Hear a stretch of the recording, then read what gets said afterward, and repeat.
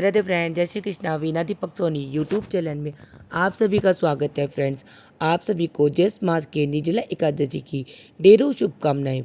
Friends, जैसा कि आप सभी जानते हैं, ज्येष्ठ मास चल रहा है और उसमें भी अधिक मास की शुरुआत हो चुकी है। अब प्रतीक्षा है कि निर्जला एकादशी की यह एकादशी सभी एकादशियों में सबसे बड़ी और सभी एकादशियों को पुण्य फल प्रदान करने वाली एकमात्र एकादशी है। निर्जला एकादशी किस दिन है?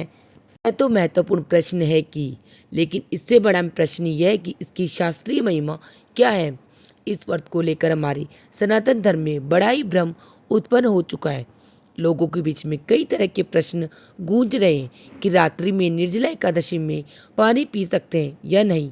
कुछ लोग कहते हैं कि 12 बजे के बाद जल भी पी लेना चाहिए। कुछ लोग कहते हैं कि नहीं, पानी नहीं पीना चाहिए। कुछ का कहना है कि सुबह ब्रह्म मुहूर्त के बाद जल नहीं पीना चाहिए। कब जल पीना चाहिए और कब नहीं पीना चाहिए, इसके बारे में शास्त्र क्या कहते हैं, पुराणों में क्या वर्णित है, वह विधि भी आज की वीडियो में मैं बताऊंगी। साथ ही यह भी बताऊंगी कि निर्जला एकादशी में ज़्यादा प्यास न लगे, इसके लिए हमें क्या उपाय करना चाहिए। साथ ही नियम भी बताऊंगी। जल न पीने के जो नियम है वह कितने बजे से कितने बजे तक होना चाहिए, कितना जल जो है आप पी सकते हैं और दवाइयों इत्यादि ले सकते हैं या नहीं ले सकते। और इससे भी बड़ी जानकारी यह है कि व्रत किया किस लिए जाता है और इसकी शास्त्रीय विधि क्या है जो कि पुराणों में वर्णित है। निर्जला एकादशी के विषय में वेद व्यास भी कहते हैं कि इस एकादशी का त्याग किसी भी परिस्थिति में नहीं करना चाहिए, चाहे सूतक ही क्यों न लगा हो।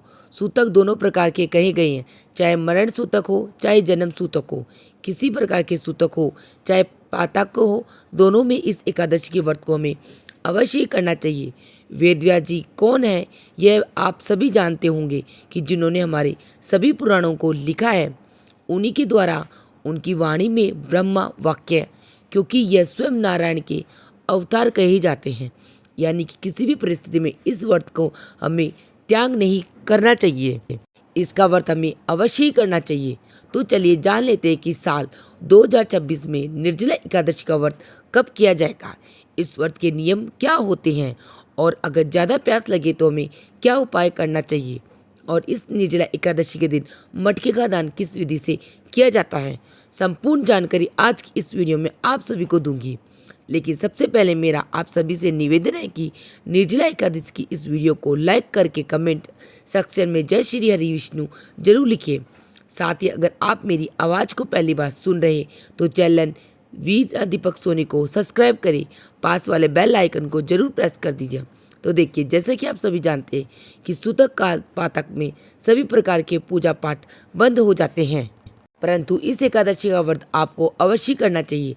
आइए अब जानते हैं कि क्या कहते हैं हमारे शास्त्र। तो देखिए, शास्त्र कहते हैं कि जो भी मनुष्य भगवान का धाम प्राप्त करना चाहता है, भगवान की कृपा प्राप्त करना चाहता है, उस मनुष्य को दोनों ही एकादशियों पर भोजन नहीं ग्रहण करना चाहिए। अर्थात दोनों ही पक्ष की एकादशियाँ बहुत ही महत्वपूर्ण होती है, शुक्ल पक्ष की भी और कृष्ण पक्ष की भी।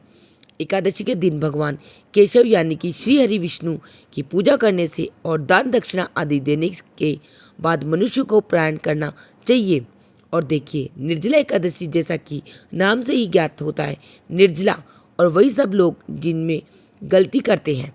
अपने YouTube पर कई वीडियो देखे होंगे। कोई कहता है कि ब्रह्म मुहूर्त के बाद जल पी लेना चाहिए, कोई कहता है कि रात्रि में 12 बजे के बाद पानी पीना चाहिए, कोई कहता है कि जूस आदि पी सकते हैं। इस प्रकार से अनेकों प्रकार की भ्रांतियाँ भरी पड़ी है। यहाँ तक कि कई लोग का कहना है कि जूस भी पी सकते हैं लेकिन जल नहीं पीना चाहिए। तो देखिए, शास्त्र कहते हैं कि जल ना पीने का नियम है और जल में हर तरह का लिक्विड आ जाता है, चाहे वह जूस हो, दूध हो, चाय हो, फिर पानी ही क्यों ना हो।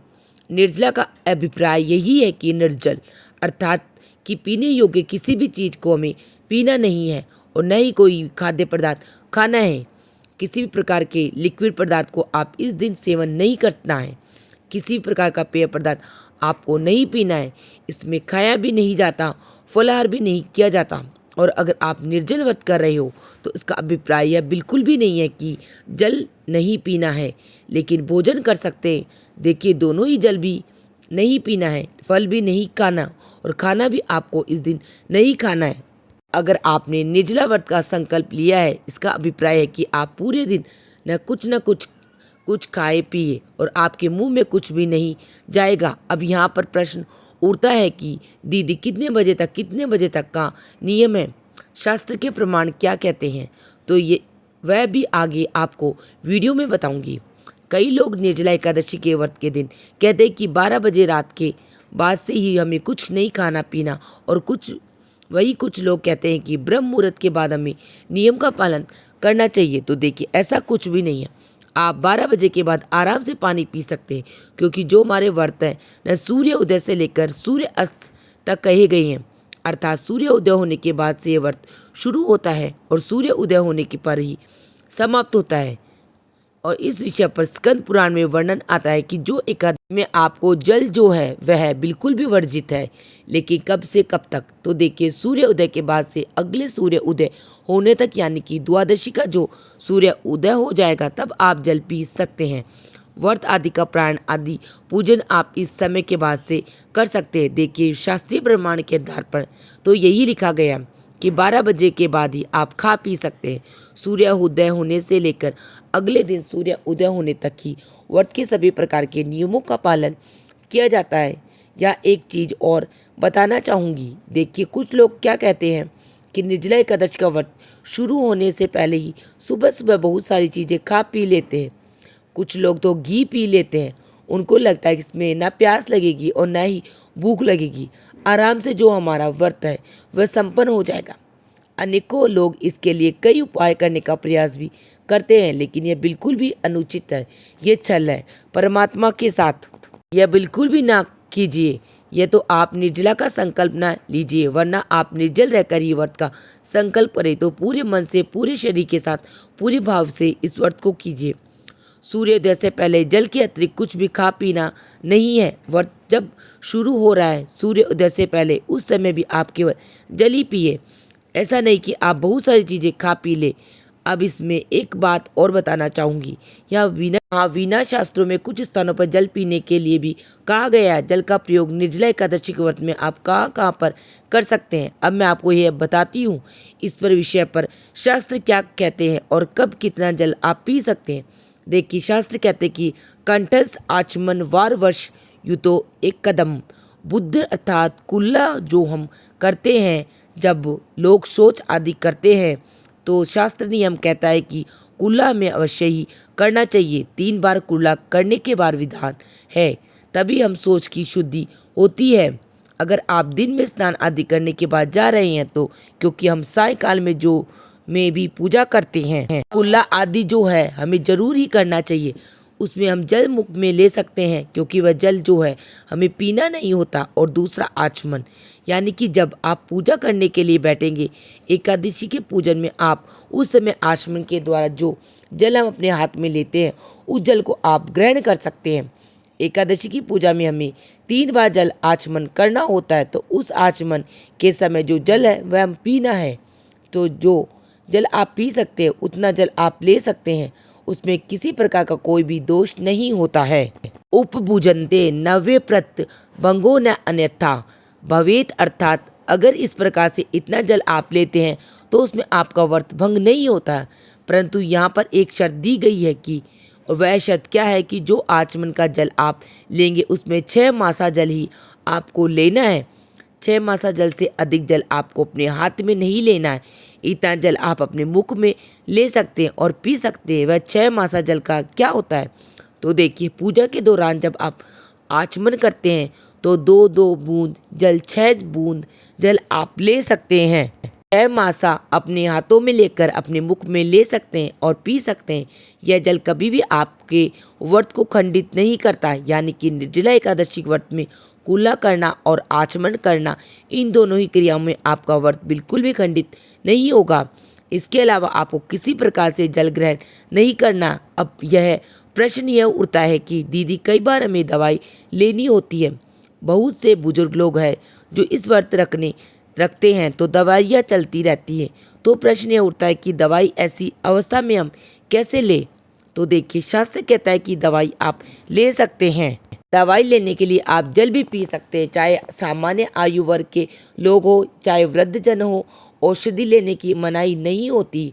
औषधि जो है वह आप पानी से ले सकते हैं। जितना पानी आवश्यक है औषधि लेने के लिए, उसमें किसी प्रकार का कोई दोष नहीं लगता। इसमें आपका व्रत खंडित भी नहीं होता और औषधि से कभी भी व्रत का टूटना भी नहीं है। देखिए, आपका स्वस्थ रहना बड़ा आवश्यक है। अगर आप स्वस्थ रहेंगे, आपका शरीर अच्छा रहेगा, तब आप अगले वर्ष फिर से इस व्रत को कर पाएंगे। इसलिए कभी भी आपको ऐसा लगे कि हमें दवाई लेना है, आवश्यक है, जरूरी है, तो फिर आप व्रत में दवाई ले सकते हैं। और अब सबसे बड़ा प्रश्न कि इतनी भारी भीषण गर्मी में हम निर्जल व्रत नहीं रख सकते, क्योंकि कई बार हमें रोजगार के लिए, नौकरी के लिए बाहर धूप में जाना होता है। कोई छुट्टी हम नहीं ले सकते। यह व्रत करना बड़ा ही कठिन है। मन तो पूरा है, लेकिन शरीर साथ नहीं दे रहा। तो क्या हम जल पीकर भी इस व्रत को उठा सकते हैं? तो देखिए, बिल्कुल भी आप उठा सकते हैं। निर्जल व्रत का आप संकल्प न ले, आप फल और साथ ही में जल के साथ भी इस दिन निर्जला एकादशी का व्रत ले सकते हैं, निर्जला एकादशी का व्रत कर सकते हैं। ऐसा नहीं है या तो निर्जल करे अन्यथा व्रत ही ना करे, ऐसा बिल्कुल नहीं है। जैसा आपका सामर्थ्य हो उसके अनुसार आप इस व्रत को धारण कर सकते हैं।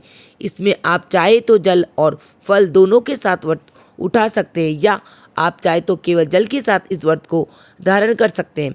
अगर आप चाहे तो सामान्य एकादशी की तरह इसमें आहार लेकर फल आहार के द्वारा इस एकादशी के व्रत को कर सकते हैं, परंतु निर्जला एकादशी के व्रत में और आहार और जल के साथ निर्जल एकादशी के व्रत में अंतर यह है कि जो निर्जला एकादशी का पूरा पुण्य फल कहा गया है वो आपको प्राप्त नहीं होगा।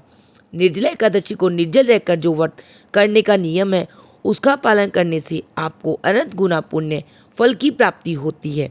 शास्त्र कहते हैं कि 12 शुक्ल पक्ष की एकादशी और 12 कृष्ण पक्ष की एकादशियों को करने का पुण्य फल यह एक अकेली एकादशी आपको दे सकती है। यह पुण्य फल आपको प्राप्त नहीं होगा जब आप जल पीते हुए सामान्य प्रकार से इस व्रत को करेंगे, परंतु आपको व्रत का पुण्य जो है वह अवश्य ही मिलेगा। एकादशी का जो पुण्य है वह आपको अवश्य मिलेगा। इसीलिए व्रत आप अवश्य कीजिएगा, जैसी आपकी इच्छा और सामर्थ्य हो, जैसा आपका स्वास्थ्य आपको अलाउ करे। जो लोग निर्जल व्रत नहीं कर सकते, इस व्रत को अवश्य ही कीजिएगा। यहाँ पर एक जानकारी आप सभी को और देना चाहूँगी। कई लोग व्रत में नमक का प्रयोग कर लेते हैं, जो कि बिल्कुल नहीं करना चाहिए। आप कर सकते हैं, लेकिन इससे आपको जो एकादशी का पूरा पुण्य फल है वह करता हुआ चला जाता है। खाने पीने की चीज़ें आप जितना इन चीज़ों का प्रयोग करेंगे उसी आधार पे आपको पुण्य फल का जो प्रभाव है वह भी घटता हुआ चला जाता है। कई भक्त ऐसे भी हैं जो व्रत को रखना चाहते हैं, लेकिन शरीर या फिर उनका जो डॉक्टर है वह उन्हें अलाउ नहीं करता है। तो ऐसे में क्या करें? आप भगवान श्री हरि विष्णु से दोनों हाथों को जोड़कर वहाँ पर प्रार्थना करें, हे भगवान, हमारा शरीर साथ नहीं दे रहा, इस व्रत को धारण तो करना चाहते हैं लेकिन शरीर साथ नहीं दे रहा है। ऐसे में आप पूरे दिन ही भगवान श्री हरि विष्णु के 108 नामों का जाप करें। अगर आप कहें तो मैं अपने चैनल के माध्यम से श्री हरि भगवान विष्णु के 108 नामों की जप की वीडियो लेकर आऊँगी। ऐसा बिल्कुल भी ना सोचो कि आपके हाथों में से एक बड़ा अवसर छूट रहा है। आप भगवान के सामने व्रत ना कर पाने की अवस्था को बताएं और भगवान से प्रार्थना करें कि हमारी इन परेशानियों को दूर कीजिए, जिससे कि हम अगले वर्ष इस एकादशी को पूरी सामर्थ्य के साथ निभा सके। तो ईश्वर आपको अवश्य सामर्थ्य प्रदान करेंगे। जल और फल के विषय में जो भी आपके मन में प्रश्न उठ रहे थे होंगे, मुझे उम्मीद है कि क्लियर हो गए होगा। फिर भी कोई प्रश्न तो कमेंट सेक्शन में इसलिए क्या अब प्रश्न यह उठता है कि हमें निर्जला एकादशी पर सुबह से शाम तक क्या करना चाहिए। तो देखिए, सुबह से शाम तक जो नियम है वह कुछ इस प्रकार से है। सबसे पहले तो जब आप उठेंगे तो उठते ही आपको अपने नित्य कर्म कर लेने हैं। आप अपने हाथों को रगड़कर अपने दोनों हाथों से भगवान के दर्शन करें, यह सबसे अच्छी बात है। आप जो भी करते हैं वह कीजिए। भगवान के हाथ जोड़कर नमस्कार करते हुए उनसे निवेदन है कि हे प्रभु, आज निर्जला एकादशी का व्रत है, मुझे इतनी शक्ति सामर्थ्य प्रदान कीजिए कि मैं इस व्रत को पूरे दिन विधि विधान से कर पाऊँ और आप मेरी सहायता कीजिए। इसके निर्मित आप जो भी कर्म करें उसका पूरा फल आपको मिल सके।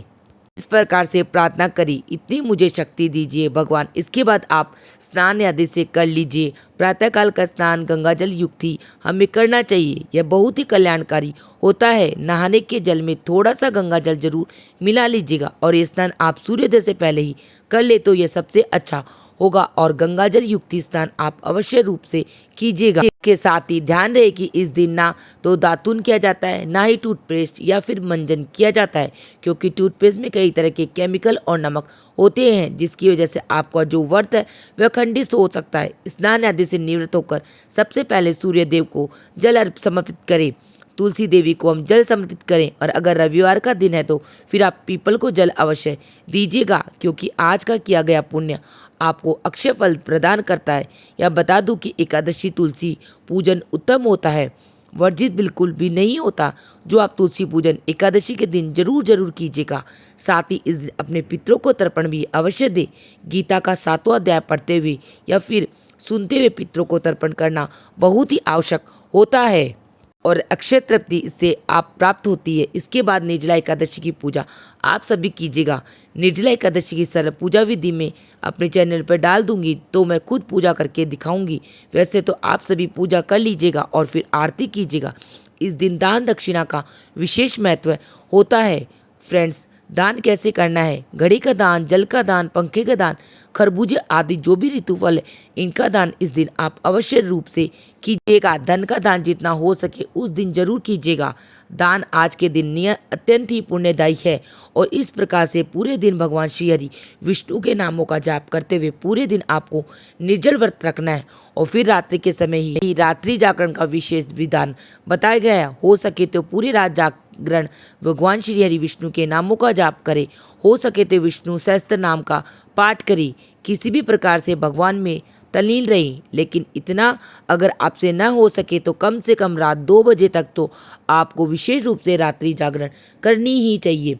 और रात्रि जागरण का मतलब बिल्कुल भी नहीं कि रात भर आपने फ़ोन चलाए, टीवी देखे, भगवान के नामों का जप करे या फिर आप अपने हाथों से तुलसी की माला फेरे। इस प्रकार से निर्जला एकादशी का व्रत आप सभी करें। और अब जान लेंगे कि यह व्रत हमें करना कब है। तो देखिए दोस्तों, यह व्रत की शुरुआत होगी 24 तारीख को, यानी कि 24 जून को सुबह 6:06 पर और फिर इस व्रत का समापन होगा 25 जून को 8:09 पर।